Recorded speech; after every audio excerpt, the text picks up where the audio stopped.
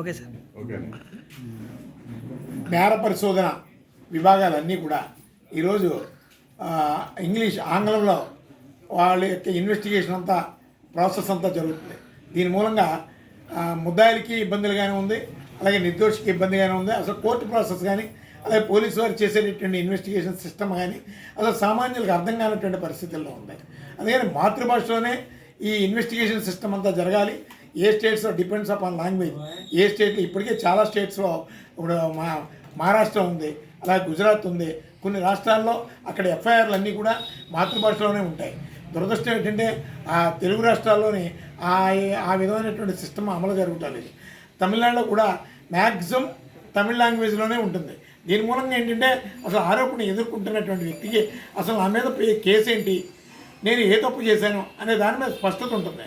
అదే కోర్టులో కేసులు గెలిచినా ఓడినా ఏ పాయింట్స్ మీద నేను గెలిచాను, దేని మూలంగా నేను ఓడిపోయాను అనే దాని మీద స్పష్టత ఉంటుంది. ఈరోజు న్యాయస్థానంలోని మోసపోతున్నారు పౌరులు, పోలీస్ స్టేషన్లోని మోసపోతున్నారు. అలాగే దాని మూలంగా ఏంటంటే తప్పులు చేయడానికి ఈ ఇన్వెస్టిగేషన్ సిస్టమ్కి చాలా ఒక సపరేట్ వేని వాళ్ళు ఏర్పాటు చేసుకున్నారు. ఇవన్నీ కూడా మంచి పరిణామాలు కావు. రాష్ట్రీయ ప్రజా కాంగ్రెస్ పార్టీ అనేక సందర్భాల్లో ఇన్వెస్టిగేషన్ ఏజెన్సీస్కి మేము అనేక సందర్భాల్లో నివేదికలు పంపించడం జరిగింది. ఇన్వెస్టిగేషన్ సిస్టమ్ను మార్చండి.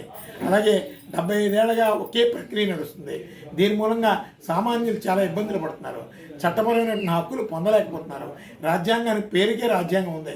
రాజ్యాంగ స్ఫూర్తి కానీ, రాజ్యాంగ విలువలు కానీ, హక్కులు కానీ ఎవరికి కూడా అందడం లేదు. ఇవన్నీ కూడా చాలా దురదృష్టకరమైనటువంటి వాతావరణం.